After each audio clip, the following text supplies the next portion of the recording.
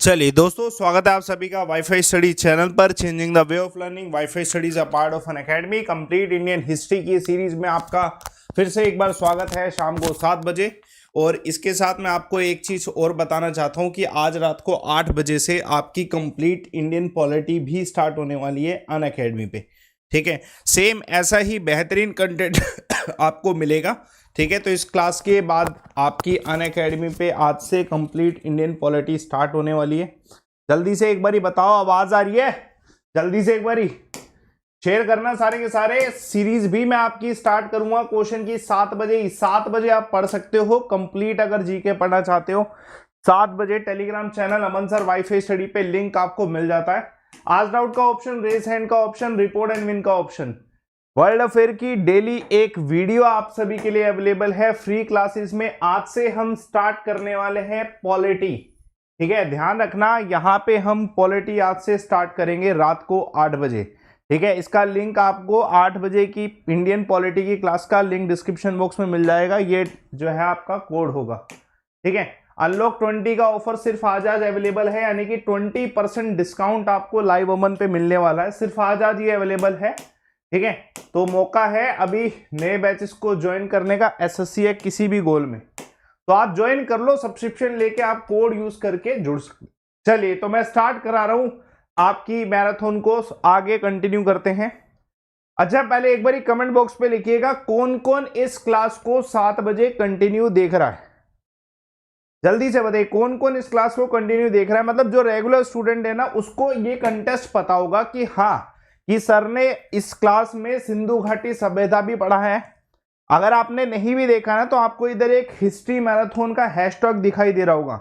ये इससे पहले की जितने भी पार्ट है ना, सबका हैशटैग लगाया मैंने आपको। आप इसी से पूरी प्लेलिस्ट समझो, पूरी प्लेलिस्ट आपको मिल गई। वैदिक सिविलाइजेशन, महाजनपद, बुद्धिज्म, जैनिज्म, मौर्य नबी नहीं कराए, दिल्ली सल्तनत और मुगल एम्पायर करा दिया। टाइमलाइन में ये सब हुआ है ना। अभी मैंने कहा था कि मैं आज आपको मॉडर्न इंडियन हिस्ट्री स्टार्ट करा दूंगा, है ना। मैंने कहा था मैं आज आपको जो अपना मॉडर्न इंडियन हिस्ट्री है ये सब स्टार्ट करा दूंगा। तो आज हम मॉडर्न इंडियन हिस्ट्री ही स्टार्ट करने वाले हैं। मॉडर्न इंडियन हिस्ट्री स्टार्ट करने वाले हैं। देखिए, जब हम भारत में मॉडर्न इंडियन हिस्ट्री की बात करते हैं, उसमें सबसे पहली बात आती है कि दिल्ली मुगल एम्पायर के खत्म होने के बाद, यूरोपियन एम्पायर कैसे बना। हम सब जानते हैं भारत देश जो है यूरोप का गुलाम हुआ था एक तरीके से। यूरोपियंस ने समय समय पे आके जो है भारतवर्ष पे राज करने की कोशिश करी है। तो हमें सबसे पहला जो टॉपिक पढ़ना है, ठीक है, मॉडर्न इंडियन हिस्ट्री में, वो हमने यही पढ़ना है कि भारतवर्ष में जितने भी यूरोपियंस आए थे वो कौन कौन आए थे, क्या क्या उन्होंने किया, क्या क्या कंसेप्ट रहा, कौन कौन सी जो है वॉर्स हुई हैं, ये सब हमें पढ़ना है। तैयार हो सारे के सारे मॉडर्न इंडियन हिस्ट्री पढ़ने के लिए? जल्दी से एक बार कमेंट बॉक्स पे लिखिएगा सभी रेडी हो। भाई पॉलिटी की क्लास कहां पे होगी? तो 8 बजे से आज अनअकैडमी पे स्टार्ट करूंगा। ठीक है, कंप्लीट इंडियन हिस्ट्री ऐसा ही थ्योरी रहेगा जैसा पॉलिटी हिस्ट्री का है, वैसा ही पॉलिटी का थ्योरी भी होगा। अच्छा खासा स्टार्ट करेंगे। बस एक बार कमेंट बॉक्स पे आप एक बार यस लिख दो, इतने में सारे बच्चे जुड़ जाएंगे, क्योंकि हमें इससे स्टार्ट करना है। तो ये इंपॉर्टेंट टॉपिक है, सभी जुड़ जाए तो बेहतर रहेगा। पीडीएफ बेटा कल डाल दी थी, समय पे डाल रहा हूं पीडीएफ। कल डाली थी मेरे टेलीग्राम चैनल पे, सब कुछ अवेलेबल होता है। चलिए, हिस्ट्री के बाद यहाँ पे ज्योग्राफी स्टार्ट होगी। पॉलिटी में 8 बजे रात को स्टार्ट करा रहा हूं। जो बच्चा हिस्ट्री देख रहा है, पॉलिटी 8 बजे देखना स्टार्ट कर देना। ज्योग्राफी इसके जस्ट बाद स्टार्ट होगी। आपकी जीके इधर से ही पार हो जाएगी। जो 7 बजे जुड़ गए ना, उनकी जीके पार है। चलिए, तो स्टार्ट करते हैं अपना मॉडर्न इंडियन हिस्ट्री। यूरोपियंस किस तरीके से है, देखो यार, सबसे छोटी बात है कि हम किसी चीज को पढ़ते हैं ना, उसका हमें कंटेस्ट पता होना चाहिए, क्यों पढ़ रहे हैं भाई हम। अगर भारत में यूरोपियंस आए तो हमें क्या करना, हमें तो फैक्ट पता होने चाहिए। नहीं, फैक्ट के साथ उसका कंसेप्ट पता होना चाहिए। यूरोपियंस किस लिए आए थे? यूरोपियंस जो है 15वीं सेंचुरी के अंत तक जो है भारत में आना शुरू हो गए थे, है ना। क्योंकि हम कहते हैं कि यार ये जो 15वीं सेंचुरी के आसपास का समय है ना, इसी समय जो है जहांगीर, अकबर, ये सब जो है कंसेप्ट रहा था, और जब भी मुगल एम्पायर खत्म हुआ तभी यूरोपियंस का मॉडर्न इंडियन हिस्ट्री हम कह सकते हैं हमारा स्टार्ट हुआ, है ना। तो अब हमें क्या समझना है कि किस वजह से यूरोपियंस जो है भारत में आए थे। आपके हिसाब से क्या कारण रहा होगा यूरोपियंस के भारत में आने का, बताएं। यूरोपियंस के भारत में आने का क्या कारण रहा होगा, बताओ। सवाल का जवाब बताओ, बड़े आराम से इस सवाल का जवाब दो कि भाई यूरोपियंस का भारत। अब हमें ना इस चैप्टर को, मॉडर्न इंडियन हिस्ट्री को, बड़े आराम आराम से पढ़ना पड़ेगा, क्योंकि आपका जब सबसे जो इंपॉर्टेंट पोर्शन है वो मॉडर्न इंडियन हिस्ट्री है, ठीक है। तो इसलिए इस पे ज्यादा फोकस करना पड़ेगा। बताइए क्या कारण था यूरोपियंस के भारत आने का, क्या कारण था। छोटा सा कारण है, छोटा सा कारण है। शुरुआत में क्या कारण था, काली मिर्च और अफीम की खेती और प्यार और व्यापार। हिंदुस्तान से प्यार था, ऐसा भी नहीं था।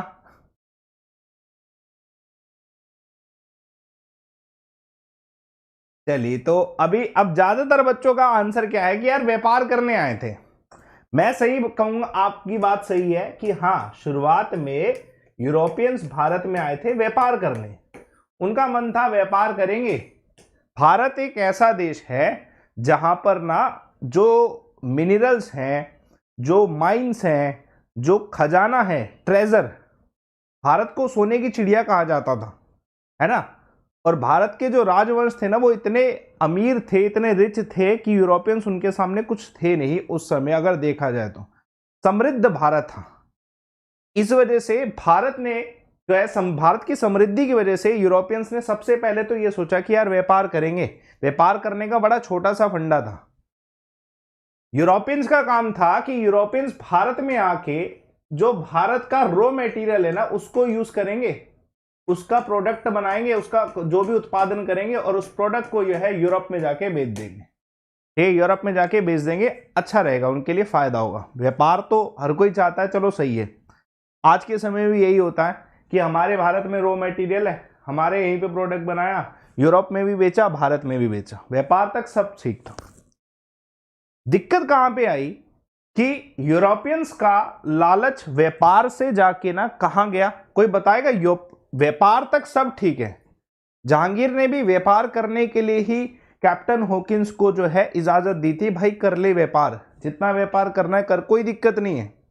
दिक्कत कहां पे आई, यूरोपियंस की जो सबसे बड़ी प्रॉब्लम है जिसकी वजह से जो है भारत गुलाम हुआ था, वो क्या था, व्यापार तक ठीक था।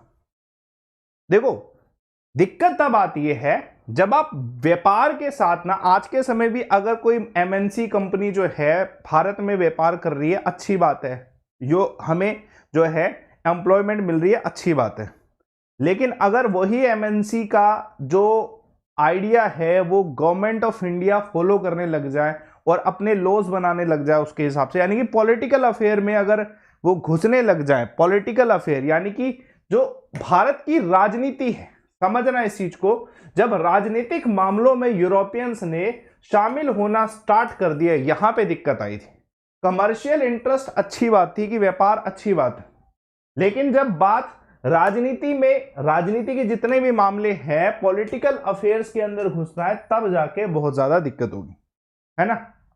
अच्छा, अब एक छोटा सा सवाल पूछूंगा। अब ये वाला चैप्टर बड़े आराम आराम से चलेगा, मजे से पढ़ना, पूरी थ्योरी होनी है 7 बजे। अब एक बड़ी छोटी सी बात आती है, कितने यूरोपियंस थे जिन्होंने भारत में इंटरेस्ट दिखाया। यूरोप बहुत बड़ा है, यूरोप में बहुत सारी सियासतें रही हैं, लेकिन कितने यूरोपियंस हैं जिनके द्वारा भारत में उस समय इंटरेस्ट दिखाया गया, बताइए कितने, टोटल कितने। मैं आपसे सवाल पे ऑप्शन देता हूं, आपका पहला ऑप्शन है 4, दूसरा ऑप्शन 5, तीसरा ऑप्शन 6 और जो 7वां ऑप्शन है, चौथा ऑप्शन जो है वो है 7। ठीक है, बताइए कितने यूरोपियंस थे जिन्होंने बेसिकली इंटरेस्ट दिखाया था यूरोपियंस ने भारत में। हमें पहले, सबसे पहले तो यही तो पता होना चाहिए कि यूरोपियंस कितने थे। कंसेप्ट हमें समझ आ गया कि व्यापार से वो पॉलिटिकल अफेयर्स में घुसना चाहते थे, राजनीतिक मामलों में घुसना चाहते थे। अब टोटल कितने थे, देखो यार, जो टोटल है ना, मैं उसमें सारे बता देता हूं टोटल कितने हैं। आंसर अपना एग्जैक्टली 5 रहेगा, एग्जैक्टली 5 रहेगा, है ना। एग्जैक्टली 5 रहेगा, इंपॉर्टेंट है, क्वेश्चन आ सकता है। भारत में जो सबसे पहला इंटरेस्ट दिखाया था वो पुर्तगालियों के द्वारा दिखाया गया, पोर्टुगीज के द्वारा, पुर्तगालियों के द्वारा सबसे पहला इंटरेस्ट दिखाया गया। ये बहुत इंपॉर्टेंट है, ये ऑर्डर भी याद रखना है कि यार सबसे पहले पुर्तगाली आए। आपने वास्को डी गामा के बारे में सुना हुआ है ना, वास्को डी गामा के बारे में सुना हुआ है। दूसरे नंबर पे कौन आए थे बताइए, सेकंड नंबर पे इंटरेस्ट किसके द्वारा दिखाया गया बताइए, सेकंड नंबर पे कौन थे जो भारत में आए, उन्होंने भारत में इंटरेस्ट दिखाया, बताइए सेकंड नंबर पे कौन थे जिन्होंने भारत पे इंटरेस्ट दिखाया, जल्दी से बताइए। इतने सारे हैं, बताओ। चलिए, बहुत सारे बच्चे अब कंफ्यूज हो रहे होंगे कि यार सेकंड नंबर पे ब्रिटिशर्स को बोले हम इंग्लिश, जो इंग्लैंड से आए थे वो बोले, या फिर हम डच बोले, या फिर डेनिश बोले, या फिर फ्रेंच बोले। बड़ा कंफ्यूजिंग है ये सवाल। आज इसी चीज की क्लियरिटी करनी है कि जब दूसरे नंबर की बात करते हैं तो हम बात करते हैं डच। मैं पूरा डिटेल में बताऊंगा डच में कौन, ये चैप्टर 2 से 3 दिन चलेगा और यही चैप्टर आपके आधे से ज्यादा नंबर निकालेगा, ठीक है। फर्स्ट नंबर पे आप क्या याद रखोगे, पुर्तगाली जो भारत में आए थे, वास्को डी गामा, ठीक है। अगर आपसे दूसरे नंबर पे जब बात होती है तो हम बात करेंगे कि भाई हाँ डच थे जो दूसरे नंबर पे इंटरेस्ट दिखाए थे, इस पे भारत में व्यापार करने का इंटरेस्ट, सिर्फ ये व्यापार करने का इंटरेस्ट है, पॉलिटिकल अफेयर्स के तो मैं हर एक मुद्दे को बताऊंगा कि किसने किसको हराया था, ठीक है। तीसरे नंबर पे बताइए कौन, तीसरे नंबर पे कौन जो थर्ड नंबर पे जो यूरोपियंस भारत में आए थे। अब इधर बहुत कंफ्यूजन होती है बच्चे, फ्रांस, इंग्लैंड यानी कि ब्रिटिश, ब्रिटिश कहेंगे सीधा, ब्रिटिश यूज करूंगा मैं वर्ड, ठीक है, और तीसरे डेनिश। अब बताइए कौन से तीसरे नंबर पे थे, इन दोनों, इन तीनों में से कौन तीसरे नंबर पे था, ठीक है। सेकंड नंबर पे डच। अब ध्यान रखना, ये क्लियर कट याद रखना, अब इसके बाद कंफ्यूजन नहीं होनी चाहिए कि जो तीसरे नंबर पे इंटरेस्ट दिखाया गया था ना, ब्रिटिशर्स ने थोड़ा बाद में इंटरेस्ट दिखाया था, ब्रिटिशर्स ने, ठीक है, थोड़ा बाद में इंटरेस्ट दिखाया था ब्रिटिशर्स ने, याद रखना, ये इंपॉर्टेंट है, क्वेश्चन आ सकता है, ठीक है ना, कि ब्रिटिशर्स ने इंटरेस्ट दिखाया लेकिन तीसरे नंबर पे। चौथे नंबर पे कौन, चौथे नंबर पे कौन, अब बात आती है कि बसता क्या, फ्रांस, फ्रांसीसी और डेनिश, इन दोनों में से कौन से जो है चौथे नंबर पे, आप बताइए। फोर्थ नंबर पे कौन, फिफ्थ नंबर पे कौन, हमें यही हमें क्लियर करना है पहले। अगर हमें ये क्लियर हो जाएगा ना, फिर मैं आपको बताऊंगा पुर्तगाली आए तो वो कैसे गायब हो गए, डच आए तो वो कैसे गायब हो गए, ब्रिटिशर्स आए वो गायब क्यों नहीं हुए, ठीक है, डेनिश कैसे हारे, फ्रांसीसी कैसे हारे। चौथे नंबर पे बेटा याद रखना, आप जो है आंसर डेनिश लगाओगे, क्या लगाओगे, डेनिश। डेनिश आज के समय में नीदरलैंड और ये सब देश जो है ना डेनिश कंट्रीज कहते हैं इन्हें, ठीक है, नीदरलैंड जो है इनको हम डेनिश कंट्री कहते हैं। और सबसे आखिरी में जो यूरोपियंस भारत में आए थे सबसे आखिरी में, ठीक है, जो सबसे आखिरी 5 यूरोपियंस जो है बेसिकली इंटरेस्ट दिखाए थे और सबसे आखिरी में फ्रांस थे, ठीक है। सबसे शुरुआत में पुर्तगाली, दूसरे नंबर पे डच आए, तीसरे नंबर पे ब्रिटिशर्स आए, चौथे नंबर पे डेनिश आए, इंटरेस्ट दिखाने की बात कर रहा हूं, और 5वें नंबर पे जो है सबसे आखिर में फ्रांसीसी।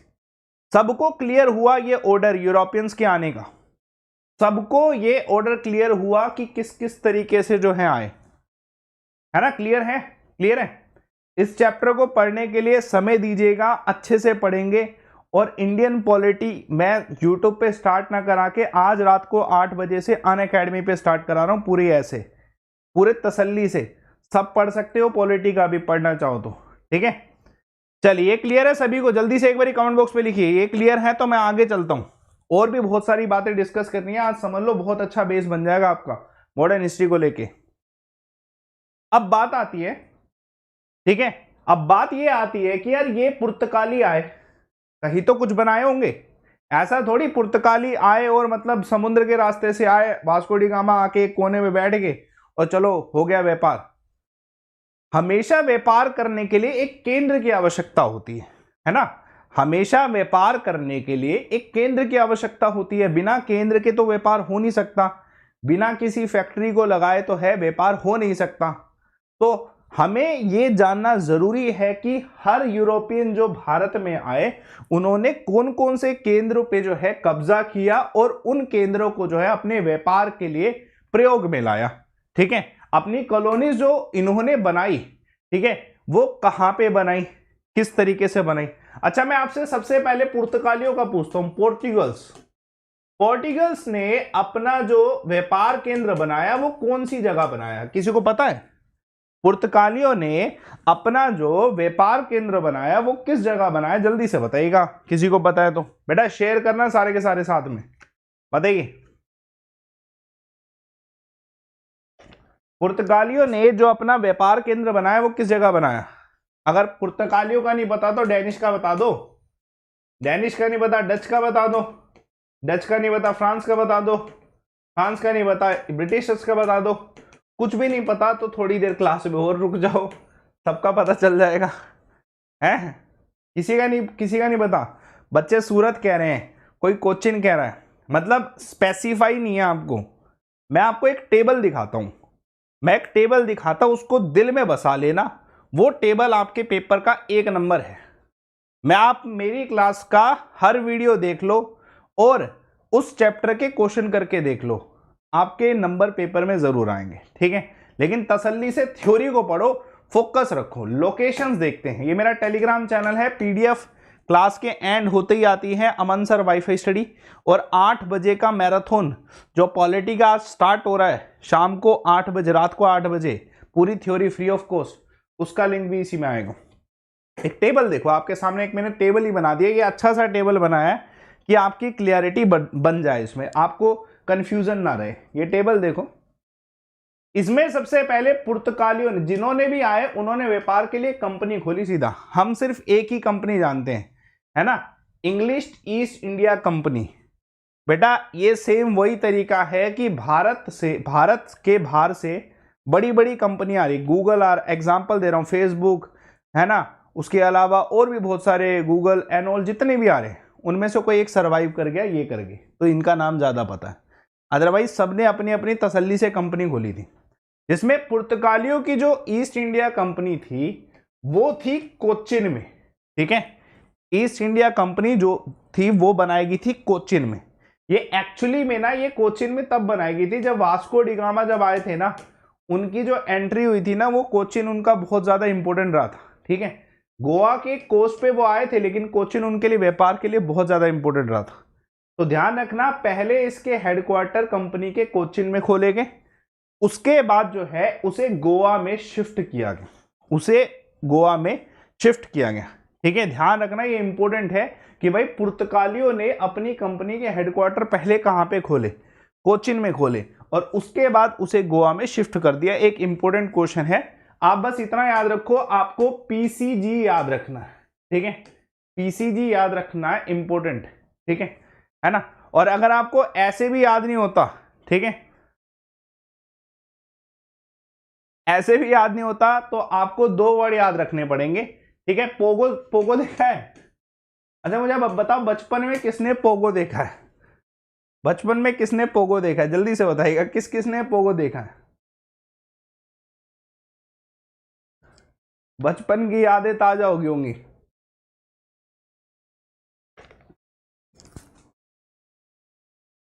नहीं, मैं थोड़ा सा समय लगा रहा हूं कि जिससे आपको पोगो भी याद आ जाए और आपको ये भी रहेगा कि हाँ भाई पुर्तगालियों का गोवा तो याद रखेंगे, ठीक है। पोगो देखा हुआ है सभी ने, वैसे सभी ने देखा होगा पोगो, बड़े सालों बाद आपके दिमाग में आएगा कि यार पोगो भी बचपन में किसने देखा था, ठीक है। चलो ठीक है, पोगो और पोको याद रखना कि अगर आप पुर्तगालियों का आपका क्वेश्चन आए तो आपको पोगो और पोको याद आना चाहिए, और पीसीजी याद आ जाए तो बहुत बढ़िया। उसके बाद जो है बात आती है, देखो मैं इस पुर्तगालियों के बाद मैंने ऑर्डर बताया ना, फर्स्ट नंबर पे ये है, तो मैं फर्स्ट नंबर पे इनका बता रहा हूं, और सेकंड नंबर पे मैं डच का बता रहा हूं। पहले इंग्लिश का छोड़ो, अभी हम ऑर्डर के हिसाब से करेंगे जो हमने उसमें ऑर्डर पढ़ा है कि हाँ यार ये ऐसे आए थे, कि ये कंसेप्ट रहा था पुर्तगाली, उसके बाद डच, फिर ब्रिटिश, फिर डेनिश, फिर फ्रेंच, ठीक है। तो अभी हम पहले सेकंड नंबर पे डच का देखेंगे। डच का क्या कंसेप्ट है? Dutch east India company Bharat में आई। जो Dutch India east India company वाले थे ना, अब मुझे बताओ क्या पुर्तगालियों से ज्यादा पावरफुल थे डच? क्या पुर्तगालियों से ज्यादा पावरफुल थे डच? हाँ या ना का आंसर चाहिए मुझे। ये मॉडर्न इंडियन हिस्ट्री में समय लगाओ, 7 बजे वाईफाई स्टडी पे आपकी मॉडर्न इंडियन हिस्ट्री के कंसेप्ट क्लियर होने चाहिए, बहुत जरूरी है, ठीक है। क्या डच ईस्ट इंडिया कंपनी पुर्तगालियों से ज्यादा पावरफुल थी? क्या आंसर होगा इसका? क्या आंसर होगा इसका? मैं बहुत सीधी सी बात कहूंगा कि ये जो है पावर मैटर नहीं कर रहा था इधर। इधर देखो ब्रिटिशर्स जो है ना, बहुत छोटा पूरा, अगर मैं पूरे ब्रिटिशर्स बोलूं ना, इतने से ब्रिटिशर्स है, उन्होंने पूरी दुनिया पे राज किया।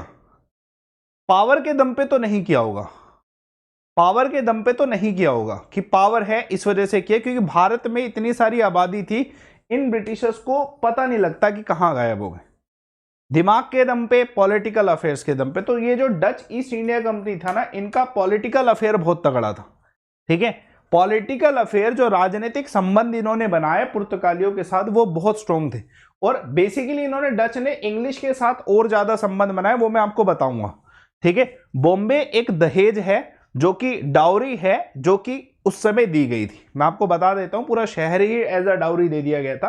पूरा क्लियर बताएंगे, पहले अभी ये समझ लो कि जो डच ईस्ट इंडिया कंपनी, पुलकित जो है, यहां पे इनका हेडक्वार्टर पहले सेटअप हुआ, और उसके बाद इसे लेटर जो है कहां पे, नागपट्टनम जो है हुगली में शिफ्ट किया गया। ठीक है, ध्यान रखना। ठीक है, ये आंसर क्या है, इसका आंसर ये याद रखा। ठीक है, चलिए, तो इस क्वेश्चन का याद रखना कि अगर आपसे, ठीक है ना, ये आए तो आप क्या लिखोगे। कभी कभी होता ना, सर्दियों में बंदा किसकी तलाश करता, बताओ। मैं आपसे एक छोटा सवाल पूछता हूं, सर्दियों में एक आम इंसान किसकी तलाश करता है? बताओ, किसकी तलाश करता है? ऐसे में आपको बोलूं, आप इसको याद करना है, कैसे याद करोगे? सर्दियों में कभी कभी धूप नहीं निकलती ना, अरे यार आज धूप ना निकली, क्या, अरे यार आज धूप ना निकली, बस इतना ही। पहले पोको पोको याद कर लिए, इधर धूप ना निकली, क्या ना निकली, धूप ना निकली। यार आज डच ईस्ट इंडिया कंपनी पुलकित जो है, यहां से नागपट्टनम में शिफ्ट किया, धूप ना निकली आज। ठीक है, सर्दियों में धूप ना निकली आज। क्या, देखो यार, हमारा पर्पस है कि हमें अब इन पे ना पूरा फोकस रखना है। मैंने पूछा कि सर सर्दियों में क्या चीज जरूरत है, बच्चों ने छूटते ही कहा जैकेट की जरूरत है। सूरज देवता प्रसन्न होंगे ना, आपको जैकेट की ज्यादा जरूरत पड़ेगी नहीं। ठीक है, तो बड़ी चीजों पे फोकस करे करो, छोटी चीजों पे नैरो माइंड मत बनो। ठीक है, तो डच ईस्ट इंडिया कंपनी जो है, इन्होंने पुलकित में सेंटर बनाया, फिर उसे नागपट्टनम में शिफ्ट किया। धूप ना निकली आपको चाहिए आपको। ठीक है, दिमाग में रखना। ठीक है, बिल्कुल मैं समझ सकता हूं सबकी अलग अलग चाहते होंगी। ठीक है, लेकिन हम एक कॉमन चाहत की बात करेंगे जहां पे पढ़ रहे हैं। तो दूसरा नंबर हो गया ये डच का। तीसरे नंबर पे कौन आए? तीसरे नंबर पे, थर्ड नंबर पे दोस्तों कौन आए? English east. अच्छा, पहले एक बार कमेंट बॉक्स पे बताओ कौन थ्योरी लगातार पढ़ना चाहता है, कल भी आपकी थ्योरी ही लगाऊं। यस कमेंट आना चाहिए। पूरी मॉडर्न इंडियन हिस्ट्री कौन कवर करना चाहता है? Comment is equal to yes. एक बार आ जाएगा तो लगेगा, और वही बच्चों का लगेगा जो इंडियन जो है कंप्लीट इंडियन हिस्ट्री अभी पढ़ने वाले 8 बजे। ठीक है, 8 बजे कंप्लीट इंडियन हिस्ट्री पढ़ने वाले, जो पॉलिटी पढ़ने वाले, सॉरी पॉलिटी भी रखी है ना मैंने। चलिए, तो देखो यार, इंग्लिश ईस्ट इंडिया कंपनी ने जो है, कैप्टन हॉकिंस जब गए थे ना जहांगीर के दरबार में, कैप्टन हॉकिंस ने कहा कि, मतलब देखो यूरोपियंस का क्या स्टाइल था, वो कभी भी ना अपनी पावर को दिखाते नहीं थे। ठीक है, जब तक वो है सामने वाले इंसान को पूरा अपने कब्जे में ना ले लें। जहांगीर के दरबार में जब कैप्टन हॉकिंस पहली बार गए थे, ऐसा ऐतिहासिक है ये कि उन्होंने माय लॉर्ड एंड ऑल इतना कुछ कहा कि भाई जहांगीर ने अपने आप ही कहा, लो यार तुम सूरत में जाके फैक्ट्री बना ही लो। तो कैप्टन हॉकिंस ने सबसे पहले जो हेडक्वार्टर की मांग करी थी ना, सिर्फ और सिर्फ सूरत में मांग करी थी। कैप्टन हॉकिंस के द्वारा सिर्फ और सिर्फ कहा गया था, यार तुम हमें उंगली दो, हम तुम्हारे सिर पे चढ़ के बैठ जाएंगे। मन में कहा होगा ऐसा। ठीक है, तुम हमें सिर्फ सूरत में फैक्ट्री बनाने दो, उसके बाद देखते जाओ क्या क्या होता है। ऐसा हुआ था, ऐसा हुआ था। सिर्फ सूरत में फैक्ट्री बनाने के लिए जहांगीर ने अलाउ किया था, और देखते ही देखते पूरे भारतवर्ष में फैक्ट्रियां बनना स्टार्ट होगी, जो कि लेटर शिफ्ट हो गया बॉम्बे, मछलीपट्टनम में, उसके बाद वो मद्रास में शिफ्ट हुआ, फिर वो कलकत्ता में शिफ्ट हुआ। आप इधर एक चीज ऑब्जर्व कर सकते हो, यहां से ना आपको एक चीज ऑब्जर्व होगी कि सूरत में शुरू किए, समझना, ब्रिटिशर सूरत में शुरू किए, फिर वो बॉम्बे गए, ठीक है, फिर वो बॉम्बे गए, फिर वो जो है मद्रास गए, फिर आखिर में कलकत्ता गए। क्रोनोलॉजी समझ रहे हो आप? यहां पे क्रोनोलॉजी समझ रहे हो? ब्रिटिशर्स के फैक्ट्री बनाने की क्रोनोलॉजी समझ रहे हो? सूरत में हॉकिंस ने कह दिया, बॉम्बे उनको डाउरी में मिल गया, मद्रास में उन्होंने पहले सबसे कब्जा किया, ठीक है। मद्रास में कब्जा कैसे किया था? टीपू सुल्तान एंड ऑल की वार हुई थी, उसके बाद आखिर में जो है कलकत्ता पहुंचे थे सिराजुद्दौला को हरा के। तो ये जो फैक्ट्रीज बनी है ना, धीरे धीरे शिफ्ट हुआ है। ये वॉर को एक्सप्लेन करता है कि भैया पहले यहां पे कब्जा, फिर यहां पे कब्जा, फिर यहां पे कब्जा, और आखिर में कलकत्ता में कब्जा किया, आखिर में कलकत्ता में जो है कब्जा किया, ठीक है ना। तो ये अब आप इसमें जो है ना ट्रिक मैं नहीं बोलूंगा, लेकिन आप इधर सब है और ये एमसी लिखा हुआ है, ठीक है। तो ये ना समझ जाओ अब आप कि ये इंग्लिश ईस्ट इंडिया कंपनी की पूरी ट्रिक याद रख लेना आप जितने बच्चे देख रहे हैं, ठीक है, कि आप जो है ये सारे मास्टर इन कॉमर्स है, ठीक है, सब क्या है? मास्टर इन कॉमर्स है, ठीक है, समझ रहे हो? मास्टर्स करिए इन्होंने कॉमर्स में, इसी वजह से भाई सारी जगह पे अपने हेडक्वार्टर बना चुके हैं, ठीक है। मास्टर इन कंप्यूटर याद कर लो यार, और बाकी आप मास्टर किसी का भी बनाना चाहो, लेकिन आप याद तो कर सकते हो ना, सब मास्टर हैं कंप्यूटर के, ठीक है। याद रखने के, सूरत है, फिर बॉम्बे है, फिर मद्रास है, फिर कलकत्ता है। याद हुआ कि नहीं? है ना। चलिए, तो ये 3 हो गए, मतलब ये आपको फैक्ट्री ना याद रखनी पड़ेगी यार, ये जरूरी क्वेश्चन है, ठीक है। सब मास्टर इन कंप्यूटर्स हैं, ठीक है। चलिए, उसके बाद चौथे नंबर पे क्या हुआ कि भाई डैनिश ने कहा कि सारे तो चले गए भारत, ठीक है, घूमने, हम क्यों ना जाए, चलो जी हम चलते। डैनिश फोर्थ, बड़े मासूम थे डैनिश, बड़े मासूम, ठीक है। इनका सिर्फ पर्पस इतना था कि राइस प्रोड्यूस होना चाहिए, कहीं पे भी हो जाए, जहां प्रोड्यूस होगा वहां चले जाएंगे, भारत में प्रोड्यूस होता है भारत में चले जाएंगे, ठीक है ना। तो देखो यार, सिंपल सा है कि डैनिश जो है चौथे नंबर पे आए, बहुत कम समय के लिए आए, इंग्लिश ने इन्हें टिकने नहीं दिया, ब्रिटिशर्स ने इन्हें बहुत ज्यादा टिकने दिया नहीं। इन्होंने अपनी छोटी सी एक हेडक्वार्टर कंपनी बनाई, कहां पे? तिंगर में, ठीक है, जो कि मतलब बेसिकली मैं कहूं कि ये किसी को पता भी नहीं था, इतना भारत के इतिहास में प्रसिद्ध भी नहीं हुआ, क्योंकि इनकी इतनी कंपनी चली भी नहीं, ठीक है, समझ रहे हो। तो आंसर क्या है कि भैया जो डैनिश थे उन्होंने क्या किया, ठीक है, ट्रिंगर में जो है अपनी कंपनी खोली, उसका हेडक्वार्टर खोला, और उसके बाद दोस्तों उन्होंने इसे सैरमपुर जो बंगाल में था, ठीक है, जो सैरमपुर बंगाल में था, यहां पे शिफ्ट कर दिया, ठीक है ना। कहां पे शिफ्ट कर दिया? है ना, सारे के सारे जो है यहां पे शिफ्ट कर दिया, है ना। और अब मैं एक कंटेस्ट क्यों बता रहा हूं कि यार डैनिश बहुत ज्यादा काम नहीं कर पाए, ठीक है। एक बोतल का क्या होता है बताओ? एक बोतल का क्या होता? ठीक है, मतलब बहुत ज्यादा काम कर नहीं पाए, इतना मतलब ये कुछ एफर्ट्स लगा नहीं पाए कि कंपनी बोले। बोतल के ऊपर क्या होता है बताओ? बोतल के ऊपर क्या होता है बताओ? आप बताओ सारे के सारे, बोतल के ऊपर क्या होता है? जल्दी से बताना बेटा, मेरा पर्पस है इधर आपको इतना याद करा देना कि ये टेबल ना भूलो, आपका पर्पस सोल्व हो जाएगा। बोतल के ऊपर क्या होता? ठीक है, जल्दी से बताओ एक बारी, और शेयर कर देना सारे के सारे, और तसल्ली से जुड़ो, अभी बहुत क्लास होगी। बोतल के होता है ढक्कन, ठीक है ना। और उसके बाद त से थे, त से थे, और उसके बाद सब लिखा हुआ है। इसी वजह से ये कंपनी ना बहुत अच्छे से चला नहीं पाए, ठीक है, समझ रहे हो? ठीक है, अब मेरे हिसाब से आपको चौथा, देखो आपको सिर्फ इतना याद रखना था, पोको पोगो, ठीक है, पोको पोगो, ठीक है, पोको पोगो। दूसरा आपको याद है, धूप ना निकली इतनी देर, धूप ना निकली इतनी देर होगी, ठीक है। तीसरा हमने क्या याद किया? सब थे मास्टर इन कंप्यूटर्स, ठीक है। और चौथा आपने क्या याद किया? बोलने की जरूरत मुझे लग नहीं रहा कि है, लेकिन आपको यहां पे डच, यहां पे आपको ठीक है, यहाँ पे आपको पुर्तगाली, यहाँ पे आपको क्या याद हुआ होगा, ठीक है, डच याद हो गए होंगे, यहाँ पे आपको ब्रिटिशर्स याद हो गया होगा अच्छे से, क्योंकि ये मास्टर इन कॉमर्स थे, सब कुछ किया इन्होंने, और उसके बाद ये कुछ ना कर पाए, तो आप समझ सकते हो कि ये क्या थे। ठीक है ना, क्लियर हुआ सभी को, आइडिया क्लियर? एक बार कमेंट बॉक्स पे बताना कि आइडिया क्लियर है। ये टेबल इसलिए याद कराना जरूरी है क्योंकि आप इसको कितनी भी बार किताबों से देख लो, आपको ये टेबल याद नहीं होगा, लेकिन अब आपको ये टेबल भूलेगा नहीं। पहले याद नहीं हो रहा था, अब भूलेगा नहीं।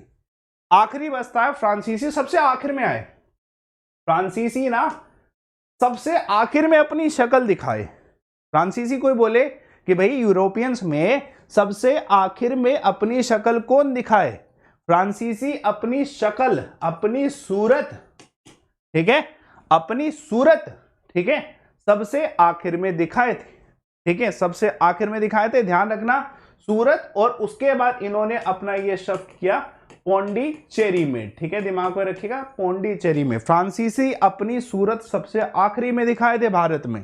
ठीक है, तो मुझे लगता है कि यूरोपियन कंपनीज के हेडक्वार्टर कभी जिंदगी में नहीं भूलेंगे आप, अगर आपने इन 5 ट्रिक्स को याद कर लिया। पोको पोगो, धूप ना निकली, सब थे मास्टर इन कंप्यूटर्स। ठीक है, बाकी सब थे, ये आप समझ रहे हो। फ्रांसीसियों ने अपनी सूरत, अपनी शक्ल सबसे आखिर में दिखाई। ठीक है, समझ रहे हो, है ना? मेरे हिसाब से आपको ये याद हो गया। Clear is equal to yes. एक बार कमेंट बॉक्स पे लिखना कि आपको सभी को सारे के सारे हेडक्वार्टर्स याद हो गए विद द ट्रिक्स।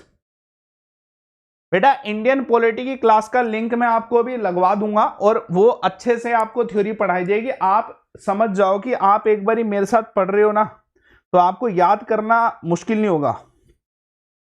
ठीक है, याद करना मुश्किल नहीं होगा। एक बार अनअकैडमी में पढ़ के देखो, मैं इससे भी ज्यादा खतरनाक ट्रिक ऐसी बता दूंगा, लेकिन मैं यूट्यूब पे इतना बता नहीं सकता, इसलिए मैंने आज बस बताई है कि चलो ये तो भूलो ना। ठीक है, अनअकैडमी में पढ़ के देखो, आई एम सो लिबरल कि मैं आपको ऐसी ऐसी ट्रिक याद कराऊंगा, आपको कभी भूलेगा ही नहीं।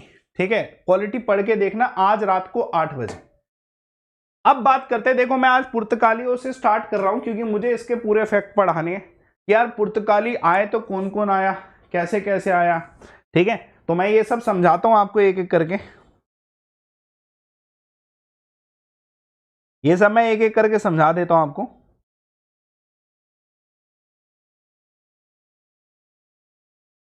चलिए बात करते हैं, सबसे पहले आए पुर्तगालियों की।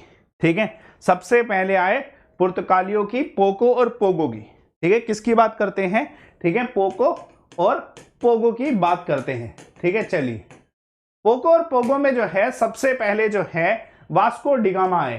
ये कौन आया? Vasco da Gama. देखो आप ये तो सब जानते हैं कि पुर्तगाली सबसे पहले आए, वास्को डिगामा जो है, ठीक है, सबसे पहले आए थे, और इन्होंने अपना जो रूट ढूंढा था वो था कैप ऑफ गुड होप। ठीक है, इन्हें अच्छी उम्मीद थी कि भैया यूरोप से ना इंडिया पहुंच जाएंगे। ठीक है, और ये पहुंचे भी। सवाल आपसे ये पूछा जाता है, आपसे सिंपल से सवाल पूछा जाएगा कि जो वास्को डिगामा है वो कहां पर पहुंचे थे? ठीक है, भारत में कहां पर पहुंचे थे, कहां पे उन्होंने अपने जो है चरण और कमल रखे थे? बताइए आंसर क्या इस क्वेश्चन।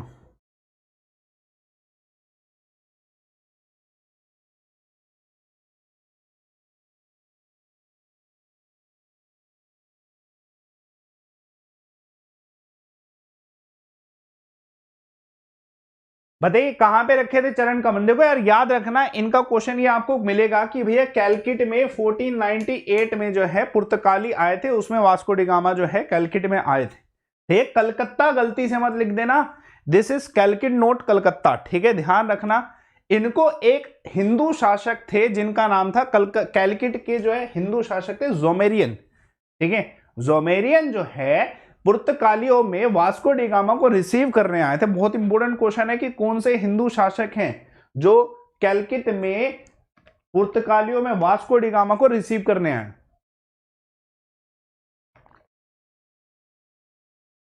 अच्छा, ये ईयर और ये सब याद रखना। अब आपके लिए ईयर जरूरी है, मॉडर्न हिस्ट्री के आगे के जितने भी है ना, ईयर नाम सब कुछ।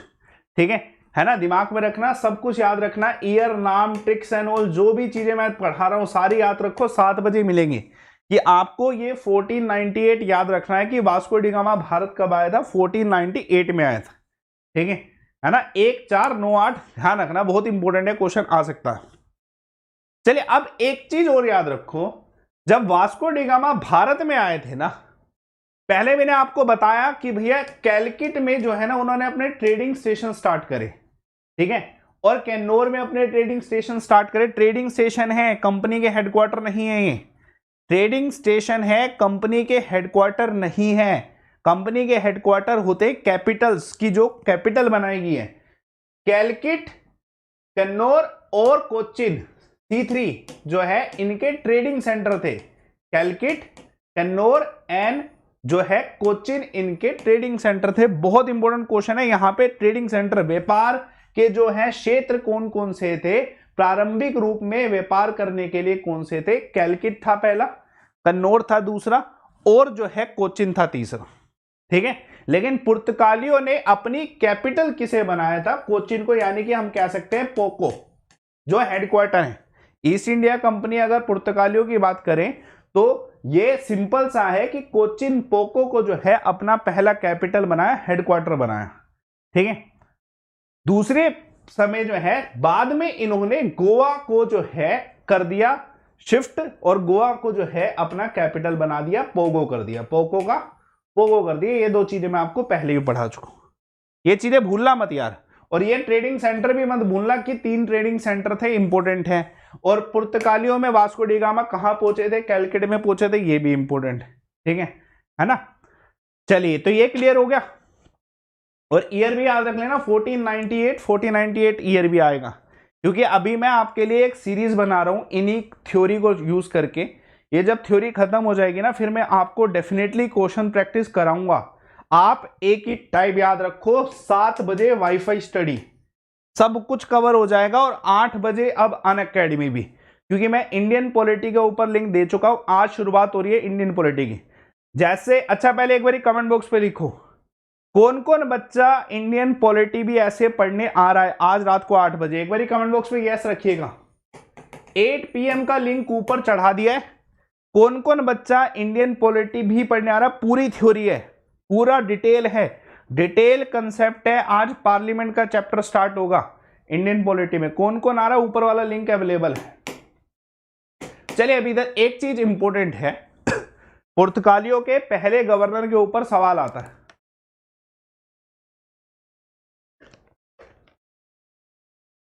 अरे हाथ खड़े करने का मतलब भावनाओं को समझो, हाथ खड़े करने का मतलब समझ रहे हो ना? यस लिखो, ठीक है। हाथ कहां से खड़ा करवाएंगे अभी आपके? पुर्तगालियों के पहले गवर्नर पे क्वेश्चन आता है, बहुत जो है, फोटो आप देख ही रहे हो, अल्माडिया याद रखना, ठीक है, अल्माडिया याद रखना, ठीक है। अल्माडिया पुर्तगालियों के पहले गवर्नर थे। क्वेश्चन आपको मिलेगा। क्या क्लासेस फ्री हैं अभी? क्या मैं आपको कैसे पढ़ा रहा हूं? फ्री पढ़ा रहा हूं। तो भाई अभी जो इंडियन पॉलिटी होगी ना, फ्री होगी। मैं आपको फ्री क्लासेस के लिए जो बोल रहा हूं ना, ये पर्पसफुली मैं आपको पूरा पढ़ाना चाहता हूं, जीके एक बार थ्योरी की मैं क्वेश्चन पढ़ाऊं तो आपको आए, ठीक है। तो इंडियन पॉलिटी मत छोड़ना। इंडियन पॉलिटी यूट्यूब पे नहीं हो पाएगी, आज से अनअकैडमी पे रात को 8 बजे स्टार्ट हो जाएगी, 8 PM, मिस मत कर देना कोई भी, ठीक है, 8 PM। चलिए देखो याद रखना, इनके द्वारा जो है पहले गवर्नर जो थे अल्मादिया थे, फेमस नाम था अल्मादिया। अगर आपसे बहुत बारी सवाल आया भी है कि पुर्तगालियों के पहले गवर्नर कौन, फ्रांसीसियों के पहले गवर्नर कौन, ब्रिटिशर्स के पहले गवर्नर कौन, ये सब सवाल आपको मिलते हैं। लेकिन अल्मादिया के अलावा ना एक गवर्नर और था, ठीक है, बहुत इंपॉर्टेंट है, जो कि पुर्तगालियों का सेकंड गवर्नर था। सेकंड गवर्नर, देखो अल्मादिया के बारे में सब जानते हैं, सबको पता है कि अल्मादिया पहले गवर्नर थे, लेकिन याद रखना, ठीक है, अल्फेंसो डी जो है ना, ये सेकंड गवर्नर थे, ठीक है। अल्फेंसो डी जो है ये सेकंड गवर्नर थे। इंपॉर्टेंट क्वेश्चन है, पूछा जा सकता है, ठीक है, बड़ा इंपॉर्टेंट है, क्वेश्चन आ सकता है ना। चलिए एक और क्वेश्चन देखिएगा, ये सेकंड गवर्नर पे क्वेश्चन जरूर आएगा, ठीक है। ये अल्फेंसो डी जो है याद रखना, ठीक है ना, इंपॉर्टेंट है, क्वेश्चन आ सकता है। चलिए इस पे क्वेश्चन आपको, इनके द्वारा एक पॉलिसी, देखो एक होता ना कि जैसे मान लो भारत के इस नक्शे पे इधर यहां पे वास्को डी गामा आके टिक गए, ठीक है, वास्को डी गामा आके टिक गए, और वास्को डी गामा ने इतनी सी जगह पे कब्जा कर लिया। सही है, ठीक है, मान गए, इतनी सी जगह पे कब्जा कर लिया। जो अल्माडिया बना, अल्माडिया ने थोड़ा सा और कर लिया, चलो ठीक है, अच्छी बात है, थोड़ा सा और, थोड़ा सा और। लेकिन भाई ये जो बंदा था ना अल्फांसो डी, इसका कंसेप्ट था, इसने एक पॉलिसी स्टार्ट करी इंपीरियलिज्म की। इंपीरियलिज्म समझते, साम्राज्यवाद बनाना, मतलब साम्राज्यवाद सब पे कब्जा कर लेना। इंपीरियलिज्म का कंसेप्ट किसके द्वारा दिया गया? साम्राज्यवाद की नीति जो है किसके द्वारा लाएगी?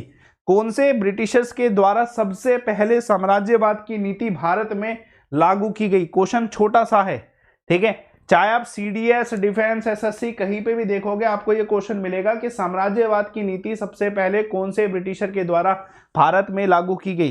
तो आंसर होगा, ध्यान रखना, ब्रिटिशर्स में ये भी आएगा, अल्फांसो डी इसका आंसर होगा, ठीक है। इंपीरियलिज्म, साम्राज्यवाद की सबसे पहली बार नीति लागू करने वाले अल्फांसो डी थे, इंपोर्टेंट। और साम्राज्यवाद की नीति का मतलब पूरे भारत में कब्जा करना है जैसे भी, और ऐसा नहीं कि किया नहीं, किया भी, ठीक है, पूरे भारत में कब्जा करने की कोशिश करी, बस बंगाल को छोड़ के, ठीक है, कोशिश पूरी करी। क्लियर हुआ सभी को?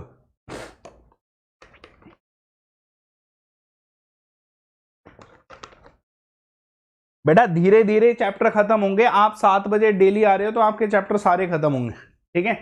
मैं आपको पीडीएफ प्रोवाइड करा दूंगा, एक इंडियन पॉलिटी की क्लास देख लेना, मैं आपको अश्योरिटी देता हूं, दोनों क्लासेस होते हैं, दोनों की पीडीएफ आपके हाथ में होंगी मेरे टेलीग्राम चैनल अमन सर वाईफाई स्टडी पे, ठीक है, हर दिन होती है, एक भी दिन मिस नहीं किया। देखो साम्राज्यवाद के नाम पे इन्होंने सबसे पहले कैप्चर किया गोवा को, ठीक है, बीजापुर के एक शासक थे, उनसे गोवा को कैप्चर किया। अब आप सब जानते हैं, अगर आप आज के समय में भी देखें, गोवा पे जो है पुर्तगालियों का राज है किसी ना किसी रूप में। सबसे आखिर में पुर्तगाली थे गोवा से निकलने वाले, पुर्तगाली ऐसे थे जो आए भी सबसे पहले और गए भी सबसे लास्ट में। इन्होंने गोवा छोड़ा ही नहीं, गोवा में इतने इंटरेस्टेड हो गए, पता नहीं क्यों गोवा में इतने इंटरेस्टेड हो गए, आप समझ नहीं सकते किस वजह से हुए, लेकिन पुर्तगालियों ने गोवा छोड़ा ही नहीं। आखिर में भारत ने बाय फोर्स जो है पुर्तगालियों को गोवा से बाहर निकाला था, बहुत इंपॉर्टेंट है ये, ठीक है, गोवा से बाहर पुर्तगालियों को भारत ने बाय ऑपरेशन निकाला था, बाय मिलिट्री और पुलिस फोर्सेस से निकाला था। इतना इंटरेस्ट पता नहीं क्यों था, लेकिन गोवा बीजापुर याद रखना, इंपॉर्टेंट क्वेश्चन है, ठीक है ना? क्लियर है? क्लियर है सभी को कि भाई बीजापुर गोवा पे सबसे पहले कैप्चर करने वाले गवर्नर का नाम है अल्फांसो डी, ठीक है, इंपॉर्टेंट क्वेश्चन है, मिल सकता। सर क्या ज्योग्राफी यूट्यूब पे होगी? बेटा मैंने आपको क्लियर बता दिया है, हिस्ट्री होगी यहाँ पे, हो रही है आज भी, कल भी 7 बजे लगी हुई है। इंडियन पॉलिटी रात को 8 बजे स्टार्ट होगी, भाई इंडियन पॉलिटी जरूर पढ़ना, नेक्स्ट लेवल कंटेंट है, यूट्यूब पे भी नहीं मिल सकता, कहीं पे भी नहीं मिल सकता, अनअकैडमी में फ्री पे पढ़ा रहा हूं मैं आपको पूरा, आज रात को 8 बजे से। जब ये 2 सब्जेक्ट खत्म हो जाएंगे ना, फिर ज्योग्राफी भी स्टार्ट हो जाएगी, ठीक है, ध्यान रखना, फिर ज्योग्राफी स्टार्ट होगी। अगर ये 2 सब्जेक्ट पढ़ रहे हो तो ज्योग्राफी स्टार्ट हो पाएगी। चलिए अब देखो इंपॉर्टेंट क्या है, देखो पुर्तगालियों की ना जो पॉलिटिकल अफेयर में घुसने का तरीका ना, ये गलत था, ये बहुत ज्यादा गलत था, ठीक है, और ये गलत तरीका जो है अल्फांसो ने साम्राज्यवाद का नीति को, पॉलिसी को फॉलो करते हुए रखा। देखो ब्रिटिशर्स ने जो है वो तरीके जो ढूंढे वो थोड़े से चालाकी वाले थे, लेकिन जायज कह सकते हैं। इनका तरीका क्या था, he also encourage people of his country to marry Indian womens, ठीक है, एनकरेज किया कि अपने देश के पुर्तगालियों को एनकरेज किया कि वो भारतीय महिलाओं से शादी करें, प्रोत्साहन करना, और प्रोत्साहन किस लिए कि वो क्रिश्चियनिटी में कन्वर्ट होंगे। और ये तरीका बहुत गलत तरीका था, ठीक है, जिस वजह से पुर्तगाली बहुत ज्यादा टिक नहीं पाए, ठीक है, जिस वजह से पुर्तगाली बहुत ज्यादा टिक नहीं पाए। इनके द्वारा मलाइका पे भी कब्जा किया गया, मलाइका, और सेलोन यानी कि श्रीलंका की तरफ भी कब्जा किया गया पुर्तगालियों के द्वारा, ठीक है। एक्चुअली में इन्होंने भारत छोड़ा और श्रीलंका पे जाके फुल कब्जा कर लिया, कह सकते हैं हम। क्लियर है सभी को? जितने बच्चे देख रहे हैं एक बार जल्दी से कमेंट बॉक्स पे लिखिए, क्लियर है सभी को? चलिए, तो ये क्लियर हुआ पुर्तगालियों का ये वाला कंसेप्ट। चलिए, पुर्तगालियों के इस कंसेप्ट के बाद ना एक व्यक्ति का नाम याद रखना कि भाई 1542 में मार्टिन अल्फांसो डी जो है ये अलग है, ठीक है, इस व्यक्ति से अलग है। बेटा ध्यान रखना, अल्फांसो डी अल्बुक्रिन अलग है, जो कि सेकंड गवर्नर रहे थे, 1509 में ये बने थे, और जो मार्टिन अल्फोंसो डी है ये 1542 में गवर्नर बने थे। ठीक है, इस पे क्वेश्चन अलग आएगा, ये अलग व्यक्ति है। ठीक है, मार्टिन अल्फोंसो डी नाम मिलेगा, अलग क्वेश्चन है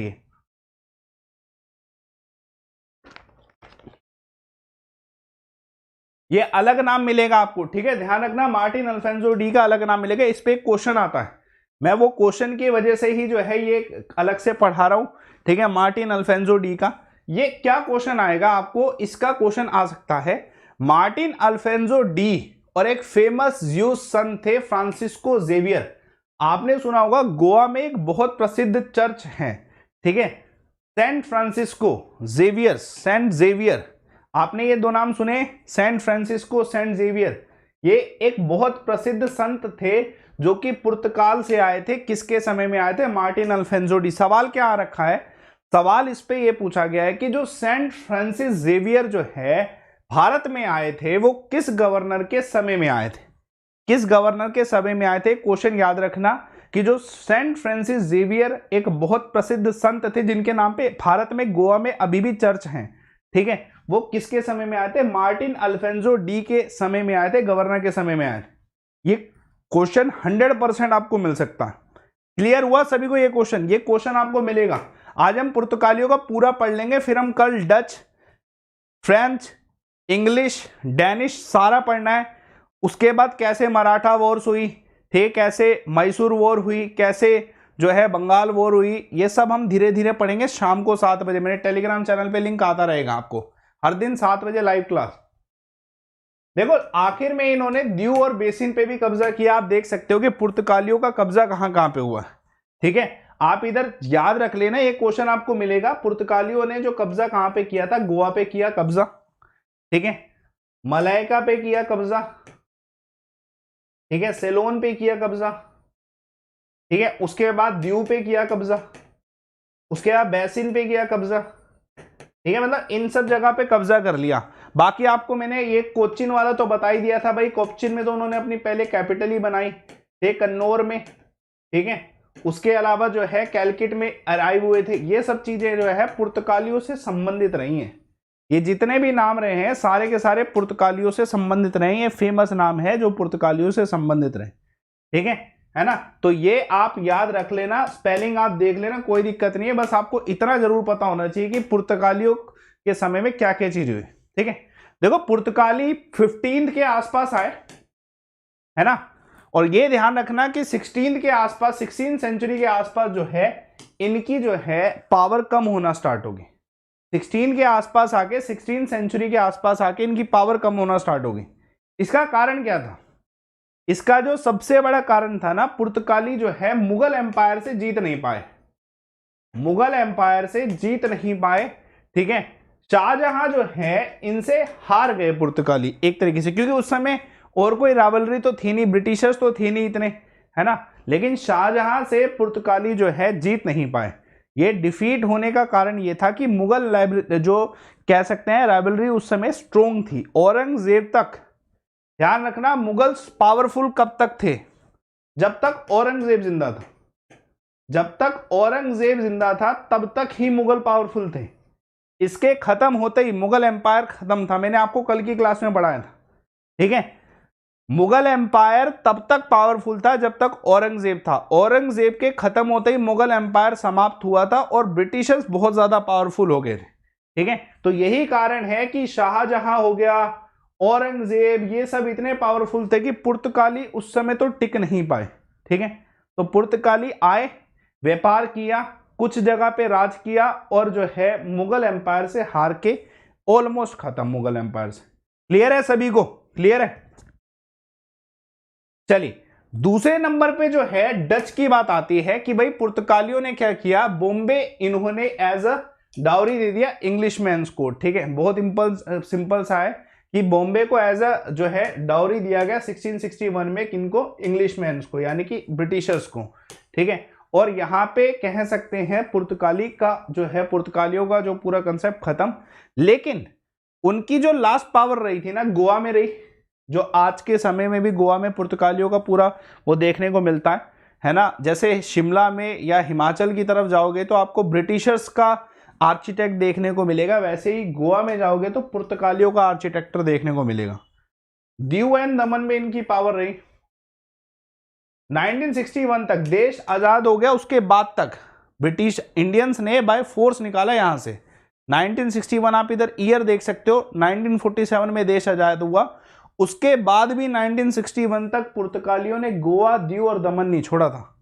ठीक है, आखिर में बाय फोर्स जो है पुर्तगालियों को इधर से हटाना पड़ा। तो आखिर में आपका अगर क्वेश्चन आता भी है कि पुर्तगालियों की पावर जो है लिमिट हुई थी वो कहां तक हुई थी, तो ध्यान रखना गोवा, दीव और दमन, जो कि कब तक रही, देश आजाद होने के बाद 1961 तक भी रही। 1961 तक भी रही थी। ये इंपॉर्टेंट क्वेश्चन है, आने के चांसेस। बात इसके बाद फाइनल जो आती है सेकंड नंबर पे डच पे आती है कि भाई डच कैसे भारत में आए। ठीक है, डच ने किस तरीके से भारत पे आक्रमण किया, ये सब अब जो है देखो, डच वाला कंसेप्ट, उसके बाद ब्रिटिशर्स का कंसेप्ट, फिर फ्रांस का, डेनिश का, सारा कंसेप्ट होगा। लेकिन अब आपकी इंडियन पॉलिटी की मैं क्लास स्टार्ट करा रहा हूं 10 मिनट में, हार्डली 10 मिनट में आपकी क्लास स्टार्ट होगी। ऊपर मैंने लिंक दे रखा है, आप मेरे ना टेलीग्राम चैनल ज्वाइन कर लेना, क्योंकि अभी मैं डच एंड ऑल सब पढ़ाऊंगा, लेकिन अभी आपका जो है इंडियन पॉलिटी का क्लास भी स्टार्ट हो रहा है। शाम को 7 बजे डेली क्लास होती है। तो आज आपके लिए स्पेशली, ठीक है, एक मैराथन स्टार्ट हो रही है इंडियन पॉलिटी की। तो अगर आप इंडियन पॉलिटी की मैराथन में जुड़ना चाहते हैं तो ये रहा आपके लिए ऊपर लिंक ऊपर दे रखा है। 8 बजे क्लास स्टार्ट होगी आज। ठीक है, कंप्लीट इंडियन पॉलिटी भी आपकी स्टार्ट हो रही है। एक कोड यूज करना, कोड क्या होगा दोस्तों, ध्यान रखना, आपको इसमें कोड यूज करना है, कोड है लाइव अमन। ठीक है, मेरा कोड यूज कर लेना, लाइव अमन, इधर लिख दे रहा हूं। ठीक है, इधर लिख दे रहा हूं, लाइव अमन कोड को यूज करो और ऊपर वाले लिंक को ओपन कर लो। ठीक है, लाइव अमन कोड को यूज करो, ऊपर वाले लिंक को ओपन कर लो। ये क्लास तो वैसे टेलीग्राम चैनल पे 7 बजे आपको मिल रही है। इंडियन पॉलिटी की क्लास आज मैं 8 बजे स्टार्ट करूंगा, तो ऊपर मैंने लिंक दे रखा, सारे ओपन करो और मेरा टेलीग्राम चैनल सर्च कर लो, Aman sir WiFi study, so that कि आप मुझसे कनेक्ट हो सको। एक बार ही सर्च कर लेना, इस पे मैं आपको इंडियन पॉलिटी का लिंक प्रोवाइड करा रहा हूं, इंडियन पॉलिटी का लिंक प्रोवाइड करा रहा हूं। अभी हम इंडियन पॉलिटी स्टार्ट कर रहे हैं आज, मिस मत करना कोई भी भाई। ठीक है, इंडियन पॉलिटी का लिंक दे रहा हूं, मिस मत करना कोई सा भी, टेलीग्राम चैनल पे डाल रहा हूं।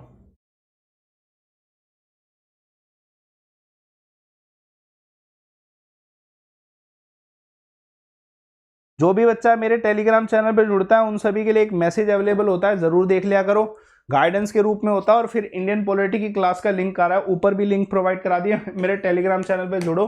ठीक है, इंडियन पॉलिटी आज हम स्टार्ट करेंगे। कोड क्या है, लाइव अमन, लाइव अमन कोड यूज करो, पूरी फ्री क्लास होगी, पूरी फ्री क्लास होगी। बिल्कुल भाई, कंसेप्ट सारे होंगे शाम को 7 बजे। अभी मैंने आपको डच तक पढ़ा दिया ना, पुर्तगालियों का पढ़ा दिया, उसके बाद मैं कल डच, ब्रिटिशर, डेनिश और फ्रेंच ये पढ़ाऊंगा, उसके बाद फिर वॉर स्टार्ट हो जाएंगी। जो भी अपना हमें कंसेप्ट टाइमलाइन के हिसाब से पढ़ना है, तो मैं टाइमलाइन के हिसाब से सब कुछ पढ़ा रहा हूँ। पीडीएफ में आपको इसी टेलीग्राम चैनल पे दूंगा, अमन सर वाईफाई से सर्च करते ही जिसमें सबसे ज्यादा बच्चे कनेक्टेड होंगे उसी में आप जुड़ जाना। ठीक है, 10 मिनट में आपकी इंडियन पॉलिटी क्लास स्टार्ट हो रही है, ऊपर मैंने लिंक प्रोवाइड करा दिया, लिंक ओपन कर लो, सारे के सारे डायरेक्ट लिंक है, आपको चाहिए होगा लिंक अगर आप इंडियन पॉलिटी पढ़ना चाहते हो। ठीक है, आज से स्टार्ट हो रही है। Thanks a lot for watching, पूरी थ्योरी होगी इंडियन